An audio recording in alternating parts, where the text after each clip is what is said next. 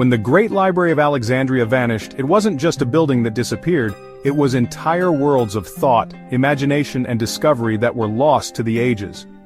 The library was more than stone and parchment, it was a living testament to the curiosity and ambition of humankind, a beacon that drew scholars from every corner of the ancient world. Aristarchus of Samos, working there over 2 millennia ago, proposed that the earth revolved around the sun, a truth so profound it would not be widely accepted for another 18 centuries, until Copernicus revived the idea. His insight, centuries ahead of its time, was buried beneath the ashes of forgotten scrolls. Imagine if humanity had embraced this knowledge sooner. Our journey to the stars and understanding of ourselves might have been radically different. The course of science, technology, and even philosophy could have shifted, altering the very fabric of our civilization.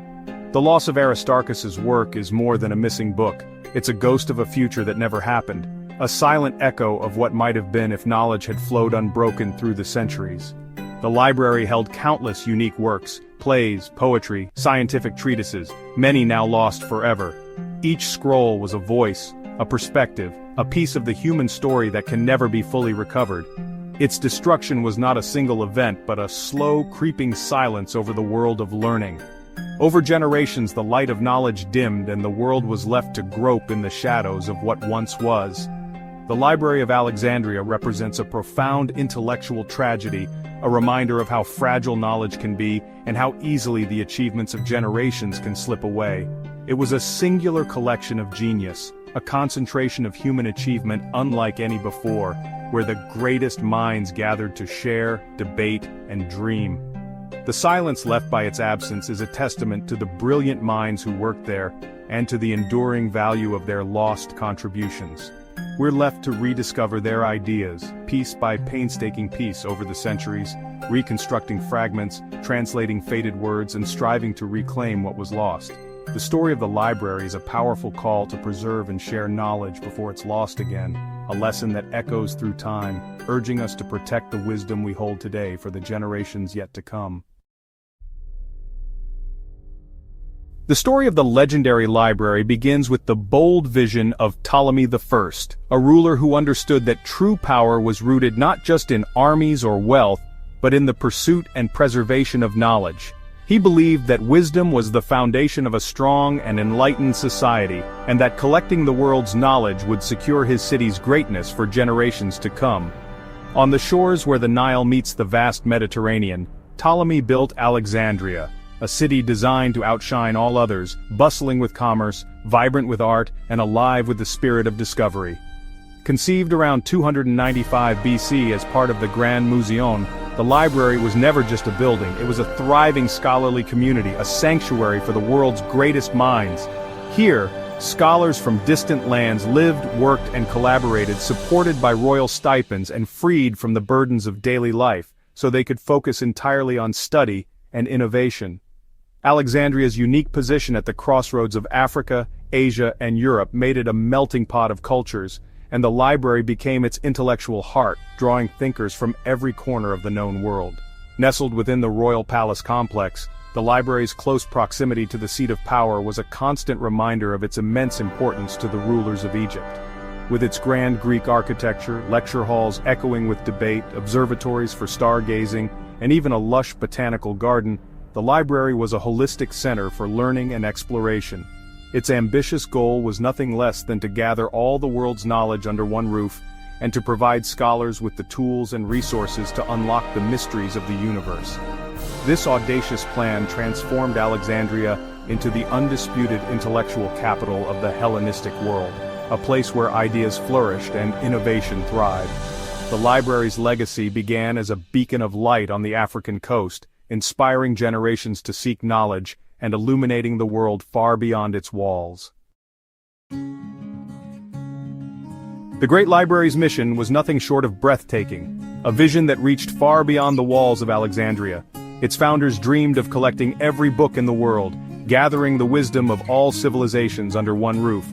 Ptolemaic agents scoured the Mediterranean, traveling to distant lands and bustling ports, acquiring and copying texts from every culture they encountered. Every ship docking in Alexandria was required to surrender its books for copying, an aggressive policy that rapidly expanded the collection and made the library a magnet for knowledge. Knowledge was treated as a strategic resource, as valuable as gold or precious jewels, and fiercely protected by the rulers.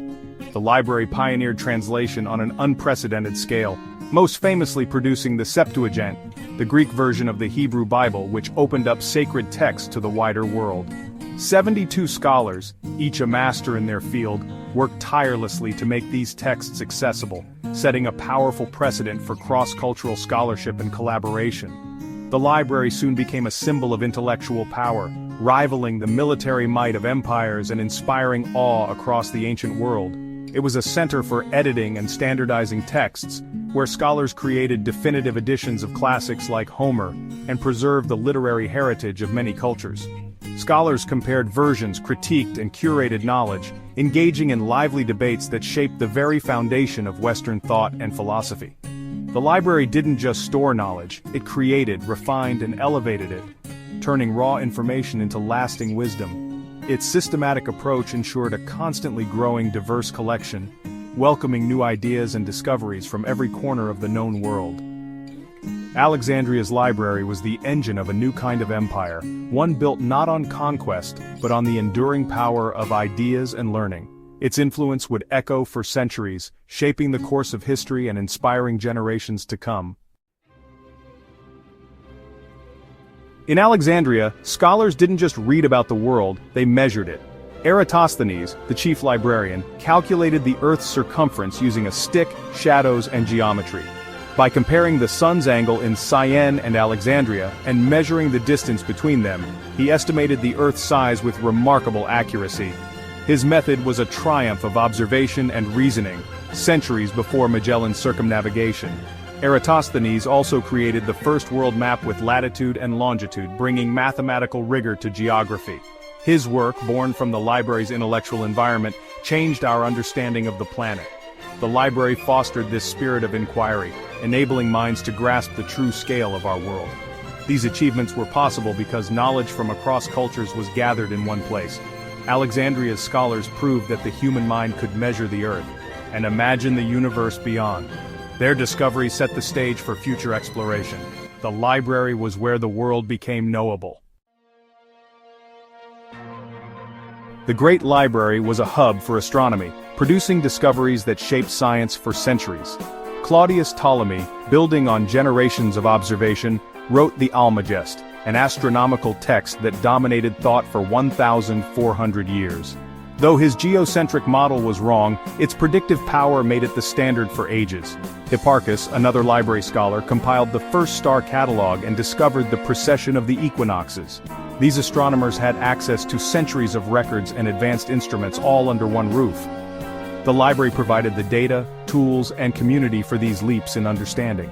Here, the cosmos was mapped and modeled, creating a framework that endured for generations. Alexandria brought the stars within reach.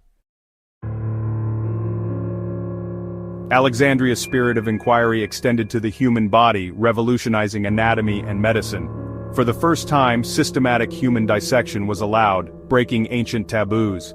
Herophilus and Erasistratus, founders of anatomy, made groundbreaking discoveries through direct observation. Herophilus identified the brain as the center of intelligence and distinguished between motor and sensory nerves. Erasistratus studied the circulatory system, accurately describing heart valves and coming close to discovering blood circulation. Their detailed anatomical knowledge was unmatched in the ancient world. Though many of their writings are lost, their influence shaped medicine for centuries. Alexandria fostered empirical, observation-based science, setting it apart from speculative traditions elsewhere. The library's unique climate made the human body a subject of discovery, not mystery. The library was a living institution, led by brilliant head librarians who shaped the course of scholarship. Xenodotus organized the collection and divided Homer's epics into the structure we use today. Callimachus created the Pinakes, a 120-volume annotated catalog, the first of its kind. This system transformed chaos into accessible knowledge, laying the foundation for library science. Librarians nurtured a vibrant community, overseeing debates, lectures, and collaboration. The head librarian was both administrator and intellectual leader, appointed by the king himself. Later figures like Eratosthenes and Aristophanes introduced innovations like punctuation and accentuation. These were not just technicalities, they made texts clearer and easier to study. The keepers of the library were innovators, shaping how knowledge would be organized and understood for generations.